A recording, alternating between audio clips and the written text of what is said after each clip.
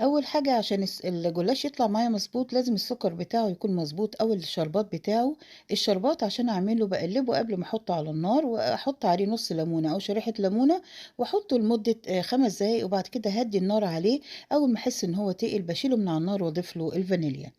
الجلاش بيطلع بالمنظر الجميل ده، وخاصة لما باعمله بطريقة مميزة. أول حاجة باضيف كوبايتين من المَيّة، كوبايتين من السكر، وزي ما قُلت لكم باحط نُص ليمونة أو شريحة ليمونة 5 دقايق، وبعد كده أهدّي النار لحد أمّا يتقل أحط عليه الفانيليا. بعد كده باجيب الجلاش بتاعي بادهن أول طبقة، هُم طبقتين بس، وتاني طبقة، وبعد كده أتني جزء من الطبقتين مع بعض، وأحط السوداني ومعاه شوية من السكر وشوية من الفانيليا، وأبدأ إن أنا أكشكشه على الخلة أو اللي هي عصاية الشيش طاووق، وبعد كده بابدأ أحطه في الصينية. نفس الطريقة، أدي أول طبقة، وتاني طبقة بابدأ إن أنا أتني الجزء الأولاني كده وأتني من تحتيها، وبعد كده أتني من الجزء التاني برضه نفس الطريقة عشان ما اشيلش يعني الورقتين.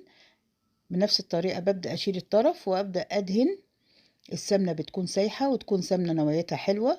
وبعد كده ببدأ أتني جزء من الاتنين مع بعض، وأحط السوداني ومع الفانيليا، أو ممكن أضيف اللي هو ماء الورد، وأبدأ إن أنا أتنيه بالمنظر ده. أحط أي مكسرات أنا حباها، وألفها على عصاية الشيش طاووق، وأبدأ إن أنا أكشكشها بالمنظر ده وأحطها في الصينية.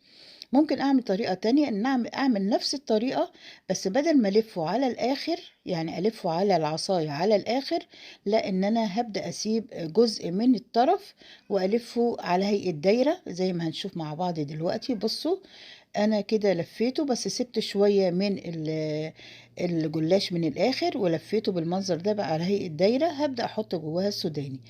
نبدأ نعمل واحدة كمان مع بعض. ان انا بجيب الجلاش والفه على العصاية وادهنه سمنة، مش هضيف له هنا مكسرات او اي حاجة، واسيب جزء من الاخر من الجلاش، وابدأ اكشكشه على العصاية واشيله من العصاية والفه في صورة دايرة، او اللي بنسميه عش العصفور. ونبدأ الجزء الوسط ده اللي هنبدأ نحط فيه السوداني او المكسرات.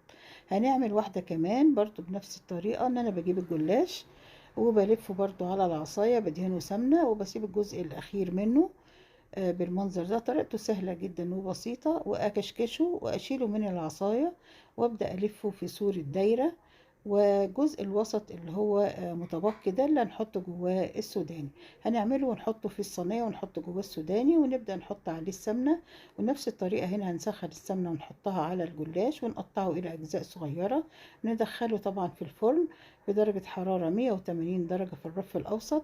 لو حسيت إن الوش بتاعه لسه ما خدش اللون الذهبي، بحطه تحت الشواية لحد ما ياخد اللون الذهبي. أول ما يطلع على طول بنبدأ نسقيه بالشربات، ويكون الشربات بارد وهو ساخن عشان يشرب الشربات، وبنضيف له شوية بشوية. لو حسيت إن الشربات زيادة عليه ببدأ أصفيه، وبيطلع بالمنظر الجميل ده النوعين اللي احنا عملناهم. أتمنى فيديو النهاردة يكون عجبكم ونال رضاكم، واشوفكم الفيديو الجاي على خير بإذن الله. دمتم بصحة وعافية، والسلام عليكم ورحمة الله وبركاته.